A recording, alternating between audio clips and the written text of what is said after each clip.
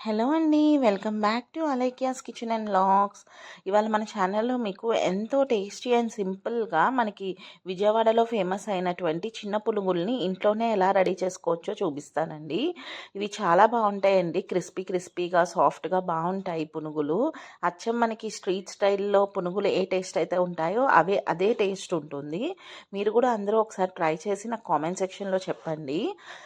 ఇవి evening time మీ పిల్లలకి snacks కింద చేసి పెడితే చాలా బాగా ఇష్టపడతారండి. ప్రాసెస్లోకి వెళ్ళిపోదాము.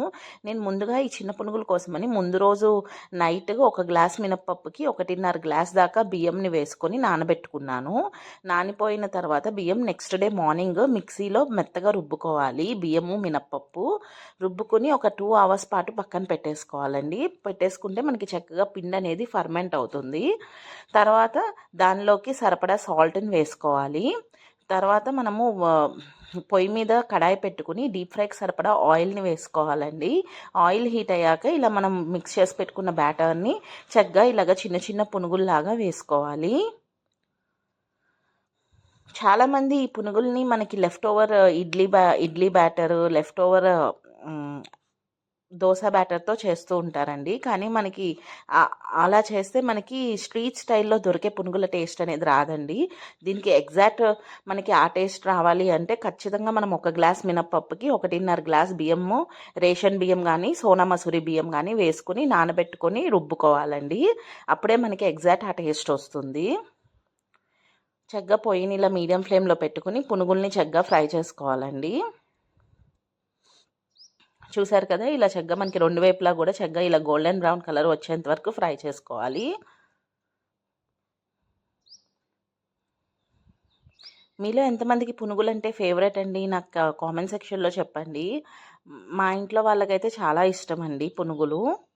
ఇలాగే మిగిలిన లెఫ్ట్ ఓవర్ బ్యాటర్ని కూడా ఇట్లా చిన్న చిన్న పునుగుల కింద వేసేసుకోవాలండి. గుర్తుంచుకోండి, పొయ్యిని మాత్రం మీడియం ఫ్లేమ్లో పెట్టుకుని మాత్రమే ఫ్రై చేసుకోండి. అప్పుడే మనకి పునుగులు అనేవి చక్కగా ఫ్రై అవుతాయి. చక్కగా గరిటతో 2 వైపులా తిప్పుకుంటూ గోల్డెన్ బ్రౌన్ కలర్ వచ్చేంత వరకు ఫ్రై చేసుకుంటే సరిపోతుందండి. ఎంతో టేస్టీ అయినా మనకి విజయవాడ ఫేమస్ పునుగులు అనేది రెడీ అయిపోతాయి.